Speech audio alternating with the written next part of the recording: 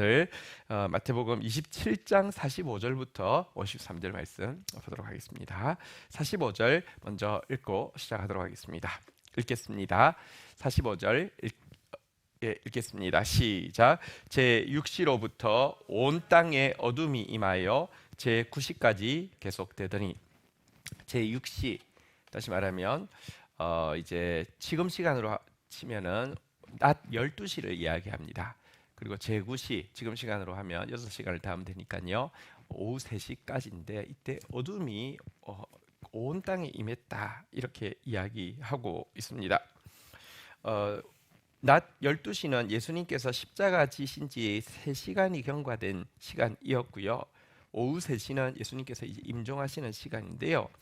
이 3시간 동안 온 세상에 사실은 캄캄한 흑암, 손을 더듬을 만한 흑암이 임했다, 이렇게 지금 묘사를 하고 있는데요. 그럼 십자가 지신 지 3시간 정도 되면 어떤 일이 일어날까요? 세계 2차 세계대전 중 나치가 만든 것이 강제 수용소잖아요. 그 중에서 제일 먼저 만든 수용소가 다하우라는 수용소인데요. 이곳에서는 유대인들을 십자가에 의해서 처형하는 일들이 있었다고 합니다. 그 장면을 목격한 사람이 십자가 처형이 실상 어떤지에 대해서 이렇게 진술을 했습니다. 손과 발에 못을 박으면 고통이 극심하여져 심한 호흡곤란이 일어난다. 팔은 메뚜기같이 쉴 새 없이 아래로 위로 꿈틀거리고 30초에서 60초 간격으로 가슴을 힘을 다해 앞으로 쭉 뻗었다 안으로 넣으며 전신에서는 땀이 비 오듯 흘러내리고 살갗은 피가 모여 보랏빛이 되어간다. 결정적인 질식이 시작되면 흉곽은 부풀어 오르고 명치는 깊이 오그라들었다. 대개는 6시간 후면 죽었고 죽음은 완전히 빳빳하게 굳어져 있었다, 이렇게 기록하고 있는데, 이게요, 생명계 상관없는 곳에다가 이렇게 극심한 고통을 이제 가해놓았기 때문에 정말 뭐랄까요, 벌레처럼 꿈틀거리면서 죽을 때까지 하는데 이게 갈수록 고통이 심해지는 것입니다. 한 3시간 정도 지났을 때의 고통을 한번 생각해 보십시오. 그 고통은요, 정말 1초가 영원처럼 느껴질 정도의 견딜 수 없는 육체적인 고통이 찾아왔을 것입니다.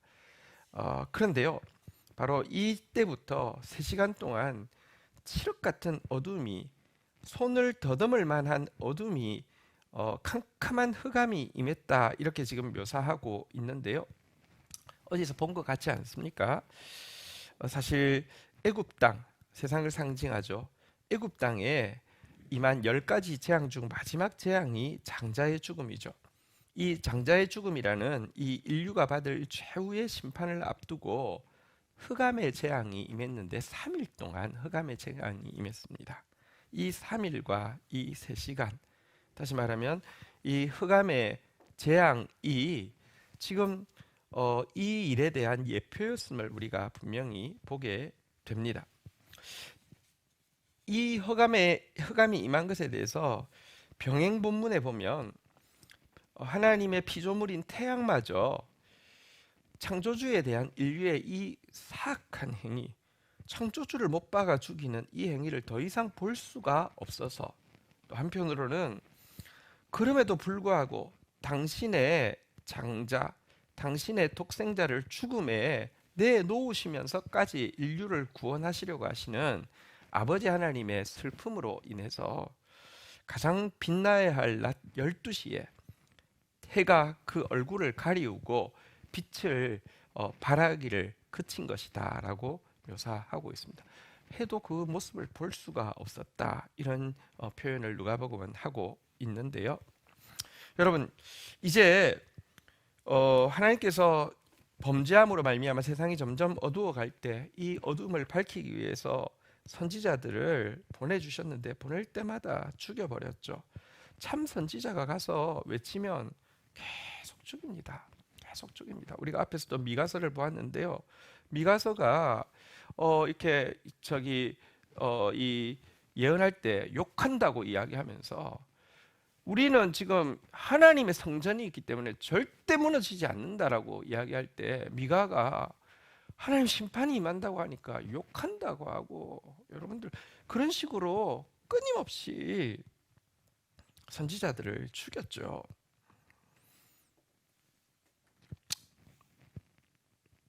이찬수 목사님이 지난 주일날 이제 그 교회가 29개를 1만 성도를 이제 파송을 하는 시간을 가졌습니다. 모두 더 모으려고 현안이 돼 있는데 요거도 먹으면서까지 교회를 나누어서 이렇게 한다는 거 참 정말 보통 일이 아니죠. 진짜 참 한국 교회가 사실은 심판받을 수밖에 없는데 하나님께서 이 일을 긍휼의 빌미로 삼으셔서 한국 교회에 다시 소망을 주시기를 참 기대하는 마음이고, 또 하나님께서 그 일에 귀하게 쓰셔서 감사합니다.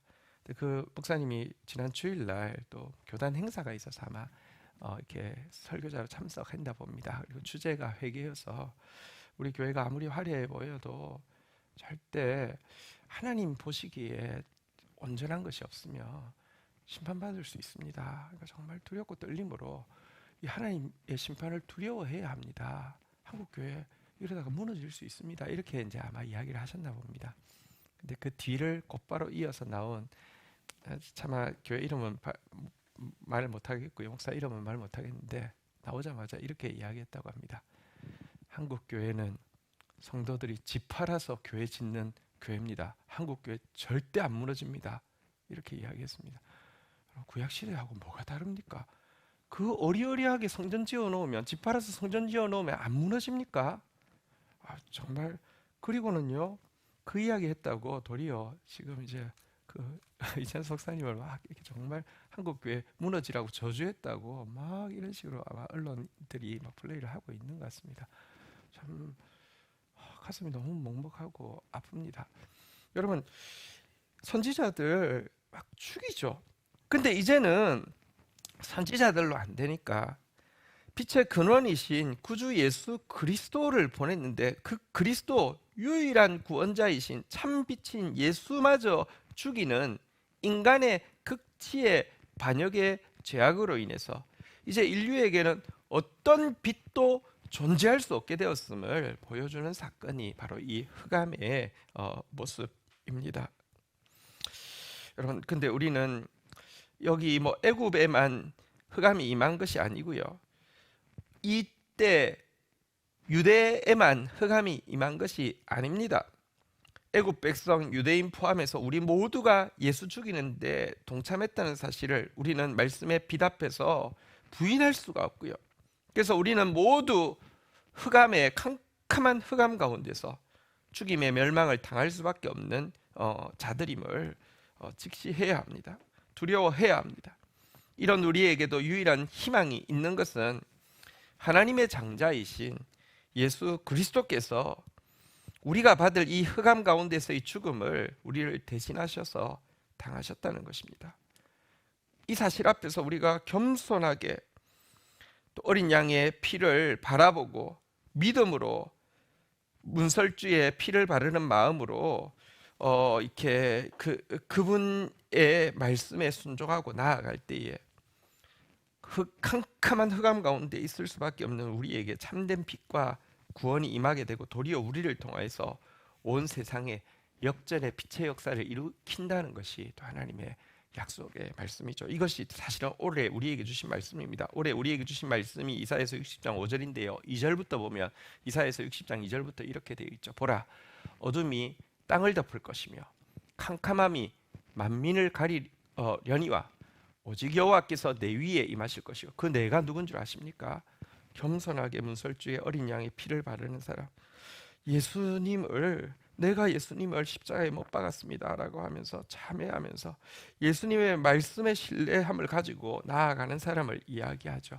오직 내 위에 임할 것이요 그의 영광이 내 위에 나타나리니. 3절 보겠습니다. 나라들은 내 빛으로, 왕들은 비치는 내 광명으로 나오리라. 그리고 이 빛으로 역전의 역사가 있고요. 그리고 나니까 4절에 보니까요, 내 눈을 들어 사방을 보라. 무리가 다 모여서 내게로 오느니라. 내 아들들은 먼 곳에서 오겠고 내 딸들은 안겨 올 것이라. 5절 같이 한번 읽도록 하겠습니다. 같이 읽겠습니다. 시작. 그때에 내가 보고 기쁜 빛을 내며 내 마음이 놀라고 또 화창하리니 이는 바다의 부가 내게로 돌아오며 이방 나라들의 재물이 내게로 옴이라. 아멘. 자, 흑암이 임하고 나자 46절입니다. 이제 그 오늘 본문입니다. 46절. 이제 그 3시간 동안의 흑암 가운데 캄캄한 흑암 가운데 있던 예수님께서 46절 제9시쯤에 예수께서 크게 소리질러 이르되 엘리 엘리 라마 사박다니 하시니 이는 곧 나의 하나님 나의 하나님 어찌하여 나를 버리셨나이까 하는 뜻이라. 또 3시간을 버티신 예수님은요 이제 큰 소리로 비명을 지르셨습니다. 엘리 엘리 라마 사박다니 나의 하나님 나의 하나님 어찌하여 나를 버리셨나이까. 여러분 그 철저한 그 칠흑 같은 어둠 속에서 예수님은 어둠이 아니고 빛이시잖아요. 예수님은 한 번도 어둠 가운데 있은 적이 없고 빛 가운데 있었잖아요. 그러나 그는 지금 그 자신도 이 육신적인 이 고통뿐 아니라 영적으로도요 칠흑 같은 어둠 속에 홀로 내동댕이 쳐 있었습니다. 절대적인 고독 가운데 있었습니다. 예수님은 우리의 죄값을 대신했기 때문에 그분은 단 한순간도 하나님으로부터 단절된 적이 없는데 이제는 아버지 하나님으로부터도 잔인하게 버림받았고 외면당했고 홀로 고독하게 이 십자가 위에서 매달려 있는 것입니다. 사실 이 고통은 육신적인 고통과 비교할 수 없는 영적인 고문이었습니다. 이렇게까지 하면서 내가 십자가의 길 사람들을 대신해야 하는가 하는 이것이요 여러분 1초에도 수천 번이 생각이 나는 그 영적인 고통, 육신적인 고통 가운데 홀로 서 있는 것입니다. 그리고 이 하나님의 외면과 침묵과 하나님의 그 뭐랄까요 이 그 단절은 죄를 향한 공의로우신 하나님의 증오와 보복이 얼마나 엄격하고 무서운 건지를 보여주는 것이기도 합니다. 그런데 더 무서운 것은요 이렇게 싸우며 십자가를 놓지 않는 예수님 바로 앞에 여러분 어제도 보셨지만 사실은 십자가와 사람들과의 거리는 정말 바로 앞입니다. 바로 앞에 있는 무리들이 어떻게 반응하고 있습니까? 자 47절부터 한번 보도록 하겠습니다. 거기 섰던 자 중 어떤 이들이 듣고 이르되 이 사람이 엘리야를 부른다 하고 48절 읽겠습니다. 시작. 그 중에 한 사람이 곧 달려가서 해면에 가져다가 신포도주를 적시어 갈대에 깨어 마시게 하거늘. 49절 읽겠습니다. 시작. 그 남은 사람들이 이르되 가만히 두라 엘리야가 와서 그를 구원하자 보자 하자. 자, 여러분 47절부터 다시 보면 십자가가 얼마나 이렇게 동떨어진 곳에 높이 세워진 게 아니라 백성들 안에 있었는지를 알게 됩니다. 엘리 엘리 라마 사박다니 하니 이 사람이 엘리야를 부른다라고 이야기합니다. 이 사람 이렇게 말한 사람이 로마 군인일까요? 그럴 리가 없죠. 이스라엘 백성이죠. 엘리야를 모르는 로마 군인이 어떻게 이 이야기를 하겠습니까? 그러니까 십자가 바로 앞에 이스라엘 백성들이 다 지금 바로 앞에서 지금 보고 있고 듣고 있다는 것입니다. 엘리야 부른다 하니까 48절에 보니까요. 아마 그 중에 한 사람이 달려가서 신포도주를 이 해면에 깨어서 갈대에 적셨다는데 이 갈대는 어제 우리 본 바대로 우슬초 갈대임을 알게 되죠. 여기 이래 가지고 한 뭐 이 정도 길이밖에 안 되는 것을 입으로 이제 막 들이대죠. 이 사람은 또 로마 군인일 수 있습니다. 왜냐하면 형을 집행하는 사람이 뭔가 이렇게 이렇게 사람들이 막 이야기하고 좀 이렇게 좀 정신 좀 차리게 하라고 했을 때 이렇게 했을 수 있는데요. 자, 어쨌든 지금 이 일을 하는 것은 엘리야를 부르네. 엘리야가 와서 진짜 구해주는지 궁금하니까 잠시라도 생명을 좀 연장을 시켜보자 하면서 지금 이 일을 하게 했는데요. 49절 보십시오. 어떤 사람, 그 나머지 사람들은 이렇게 말싸움을 하는 것입니다. 그를 향해서 이렇게 들이대면서 이렇게 생명을 좀 연장하자고 하는 모습을 향해서 뭐라고 이야기하냐면 가만두라고. 엘리야가 와서 그를 구원하는 거죠. 그러니까 손대지 말고 진짜 엘리야를 부르면 엘리야가 우리가 이렇게 손을 안 댔는데 와서 구해야지 진짜 구원이고 그게 진짜 볼만한 구경거리인데 좋은 구경거리 왜 그거 지금 방해하냐고 하면서 예수님 두고 한 사람은 생명 연장해서 엘리야가 지금 와서 구원하는지를 보자고 이야기하고 어떤 사람은 그냥 놔둬도 엘리야가 와서 구원하는지 보자고 하면서 말싸움을 막 밑에 십자가 밑에서 막 서로 막 말싸움하고 있습니다.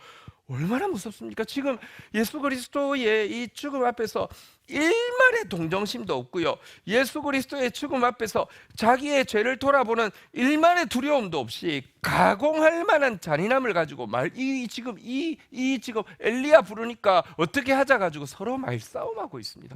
너무 무섭지 않습니까? 우리 안에 있는 죄성이요. 이 정도입니다. 정말 무시무시한 죄성.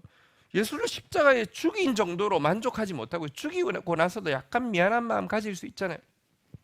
하나도 없는 이런 죄성이 우리 안에 있습니다.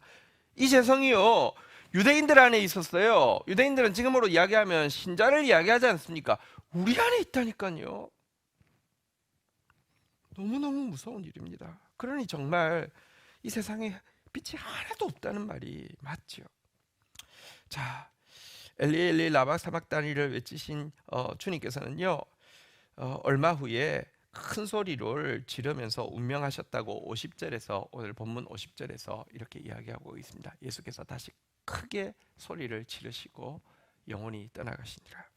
사실은 이제 엘리 라마 사박다니 외치시고 나서 하신 말씀은 내가 목마르다라고 신음을 하셨죠. 사실은 이제 이때 엘리야가 도와주는지 보자고 하면서 이런 말싸움을 지금 벌이고 있는 상황인데요. 얼마 후에 예수님께서 이렇게 다시 소리를 지르셨는데요. 이때의 외침의 내용이 무엇인지는 요한복음 19장 30절에서 잘 보여주고 있습니다. 요한복음 19장 30절 한번 볼까요? 예수께서 신포도주를 받으신 후에 이러시되 한번 따라하겠습니다. 다 이루었다. 다 이루었다. 이 소리를 크게 외치시고 아버지여 내 영혼을 아버지께 의탁하나이다 이렇게 하고 영혼이 떠나가셨는데요. 다 이루었다. 텔레스타이라는 단어인데요. 여러분 여기 텔레스타이라는 단어, 다 이루었다라는 단어는 굉장히 중요한 단어죠. 로마 시대에 유죄 판결을 받은 모든 죄수에게는요, 그의 이제 그 형을 살고 있는 감옥 문 앞에 그의 죄목을 자세히 기록한 증서가 뭐 예를 들면 나무든지 종이든지 이렇게 기록되어서 못이 박혀서 그 감옥 문 앞에 있습니다. 요즘에 컴퓨터 치면 누구 그러면 무슨 죄 이렇게 다 뜨겠지만 그 당시는 그걸 알 수 없잖아요, 그죠? 그러니까 죄목을 쭉 증서에다 써서 붙여놨는데요. 그가 죄값을 다 받고 이렇게 나오게 될 때는요, 이 증서에다가 이렇게 다 지불했다는 뜻에서 이렇게 하고 나서는 그 위에다가 쓰는 말이 텔레스타이입니다. 이 말은 다 갚았다 이런 뜻인데요.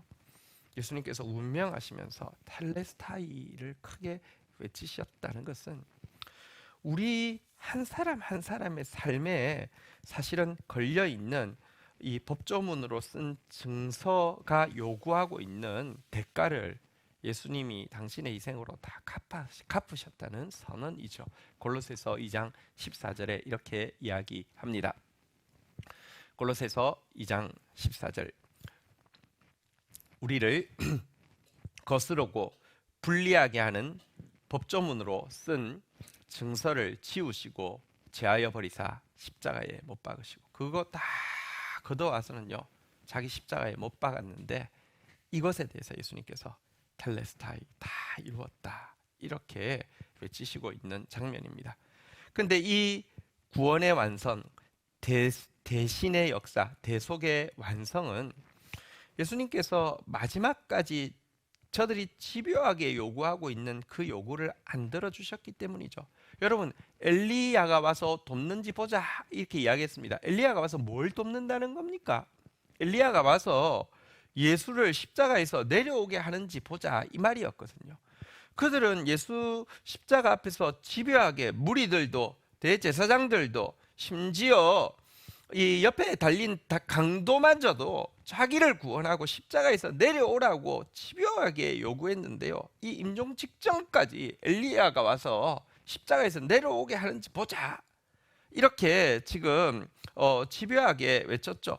십자가에서 내려오기만 내려온다고 하면 이제라도 너 안에 상당한 능력, 엄청난 능력이 있는 건 아는데 그거 자기를 위해서 써서 자기를 구원하고 십자가로부터 내려오기만 한다고 하면 우리는 준비되어 있다고, 우리는 다시 너를 연호하고 너를 받아줄 준비가 되어 있다고 하면서 십자가에서 내려오라고 했는데 이 백성들의 요구를 끝까지 듣지 않고 내 뜻대로 마옵시고 아버지 뜻대로 하옵소서 하면서 끝까지 자기를 부인하고 십자가의 길을 내려놓지 않았기 때문에 텔레스타이라는 외침을 외칠 수 있었다는 것을 우리는 기억해야 합니다. 우리는 정말 가능하면 하나님, 우리가 그래도 하나님 앞에 있을 때는요, 아버지 뜻대로 마옵시고 내 뜻대로 좀 해주세요 이렇게 기도하고요, 또 결정의 순간이 오면 뒤도 안 돌아보고 결국 내 뜻대로 하죠. 자기 방법 가지고요, 자기 부인을 하지 않고 예수 부인하고, 여러분 결국은 자기를 구원하고 자기 방법 가지고 사실은 십자가의 길 가지 않습니다. 자기 뜻대로, 자기 방법대로, 자기 생각대로 하는데요, 그렇게 하면 구원이 이루어지지 않습니다. 그러나 예수님께서 끝까지 그 고독 속에서도, 그 고문 속에서도 십자가를 내려놓지 않았기 때문에 텔레스타이를 외쳤고요. 이 외침을 외치실 때 동시에 일어난 일에 대해서 51절은 이렇게, 오늘 본문 51절은 이렇게 이야기하고 있습니다. 이에 성소 휘장이 위에서부터 아래까지 찢어져 둘이 되고 땅이 진동하며 바다가 터지고. 여러분, 예수님께서 이렇게 텔레스타이를 외치고 내 영혼을 아버지께 의탁하나이다 하면서 끝까지 하나님 신뢰하고 의지하면서 영혼이 떠나가실 때에, 여러분 이 지성소와 성소를 가리고 있던 휘장 높이가 55규빗이니까 대충 치면 25m인데요. 25m의 높이에 있는 그 두꺼운 휘장, 1년에 단 한 차례 대제사장만 출입할 수 있던 그 지성소를 안으로 들어가는 것을 막고 있는 이 휘장이 위에서부터 아래로 찢어져 내리게 되었습니다. 이제 죄인인 우리가 아무런 장애 없이 하나님께로 나아갈 수 있는 새로운 길, 밝고 환한 광명의 대로가 열리게 되었다는 것을 보여주고 있는 것입니다. 히브리서 10장 19절 20절에 보면 이 사건에 대해서, 휘장이 찢어진 것에 대해서 이야기하기를 히브리서 10장 19절 20절에 보면요, 그러므로 형제들아 우리가 예수의 피를 힘입어 성소에 들어갈 담력을 얻었나니 그 길은 우리를 위하여 휘장 가운데로 열어놓으신 새로운 살길이요 휘장은 곧 그의 육체니라. 이렇게 이 일에 대해서 주석하고 있음을 보게 됩니다. 휘장이 찢어질 뿐만 아니라 또 52절에 보니까요, 또 동시에 일어난 그 엄청나고 놀라운 일을 이렇게 기록하고 있습니다. 무덤들이 열리며 작은 성도들의 몸이 많이 일어나되, 53절 한번 볼까요? 마지막 절입니다. 읽겠습니다. 시작. 예수의 부활 후에 그들이 무덤에서 나와서 거룩한 성에 들어가 많은 사람에게 보인. 그리고 더 놀라운 일은요, 예수님 운명하실 때 무덤들이 막 땅이 이렇게 진동하고 바위가 터지더니 무덤들이 팍팍 하면서 열리게 되었다는 것입니다. 물론 무덤이 열리는데 다른 일이 일어난 것은 아니지만 예수님께서 부활하실 때 열렸던 무덤에 있었던 많은 성도들이 구약의 성도들이죠. 그리고 그들은 특별히 누군지는 정확하게는 모르지만 분명히 예수 그리스도의 이 대속을 의지하고 뿐만 아니라, 그러니까 왜냐하면 성경에 보면요, 욥도 나의 대속자가 살아계신다라고 외치면서 내가 그를 볼 것이다라고 외쳤는데요. 그래서 어떤 신학자들은 욥이 이때 부활했다 이렇게 이야기하는데 그건 잘 알 수 없습니다. 그러나 어쨌든 그리스도의 대속의 구원을 기다리고 바라고 있던 성도들이 무덤이 깨지더니 부활 후에 그들이 일어나게 되었다. 이렇게 지금 이야기하고 있습니다. 이것은 놀라운 기록이죠. 여러분, 이것은요, 예수 그리스도의 대속의 죽음으로 인해서 사망이 더 이상 인류를 자기의 죄와 사망의 권세로 억누르고 있을 수 없음을 보여주는 것이기도 하고요. 칠흑 같은 더듬을 만한 어둠으로 가득 찬 세상 가운데 이 죽음의 흑암을 가르는 광명의 섬광이 이 지금 삐져서 나오고 있는 것을, 물론 이제 예수 그리스도의 부활 때 완전히 폭발하겠지만 이미 그의 이 죽음 앞에서 무덤들이 깨어지는 일을 통해서 여러분 안에 엄청난 빛이 지금 땅에 가리워져 있다고 하며 땅이 찢어진 사이로 그 빛이 이렇게 조금씩 막 보이는 것처럼 예수 그리스도의 생명의 그 섬광이 이 어둠을 뚫고 비치고 있는 것을 보여주고 있습니다. 근데 다시 한번 말씀드립니다. 이 놀라운 승리가요, 예수 그리스도께서 끝까지 내 뜻대로 마옵시고 아버지 뜻대로 없어서 하면서 자기를 부인하고 십자가에서 내려오지 않았기 때문에 이루어진 것입니다. 그래서 복음성가에서는 이 예수님의 십자가의 길에 대해서 참 아름답게 묘사를 했는데요, 아름답고 눈부신 십자가의 길이라고 이야기하면서 그는 정말 캄캄한 치력 가운데 죽임을 당하셨지만 눈부신 그 섬광이 그를 통해서 비치고 있다, 이렇게 아름답게 해석을 했고요. 또한 바로 예수님께서 걸어가셨던 그 길, 십자가의 길, 십자가에도 다시 말하면 자기를 부인하고 십자가를 지고 한 내 방법으로 나를 스스로 자기 이름, 자기 생각, 자기 지식, 자기 방법, 이런 것들 내려놓는 것, 이것이 또한 우리가 이 땅을 살아가야 될 이유라고 밝히고 있습니다. 이 세상 가장 아름다운 순종의 눈물, 온 세상 다시 빛나게 한 생명의 눈물, 그가 이 땅에 오신 이후 죽어야 살게 되고 져야만 승리하는 놀랍고 영원한 신비, 지으신 그대로 회복시키신 우리의 창조주 그리스도, 십자가의 길로 아버지 뜻 이루셨네. 그가 이 땅에 오신 이유, 이제 우리에게 맡겨진 그 사명, 그 사랑, 그 생명, 아름답고 눈부신 십자가의 길, 우리가 이 땅을 살아가야 할 이유. 여러분, 우리 오늘 이 예수 그리스도의 임종 앞에서 우리가 다시 한번 걸어가야 될 유일한 길이 십자가의 길이며 우리가 붙들 유일한 도가 십자가의 도밖에 없음을 다시 한번 깨닫고 또 붙들게 됩니다. 우리 엄청난 능력, 너 할 수 있어, 너 괜찮아 라고 하면서 너 자신을 구원해, 십자가에서 내려와 라고 외치고 있는 세상을 향해서 협박하고 조롱하고 압박하고 유혹하는 세상을 향해서도 우리에게 주어진 유일한 길이 십자가의 길임을 우리가 온 삶으로 또 고백하며 살아내다가 예수 그리스도의 빛의 역전의 역사에 동참하는 저와 여러분들이 되기를 주의 이름으로 축원드립니다. 우리 주신 말씀 붙잡고 주님 앞에 기도하며 나가는 시간 가지도록 하겠습니다. 함께 주의 이름 고백하며 기도하며 나가도록 하겠습니다. 주여, 주여, 주여.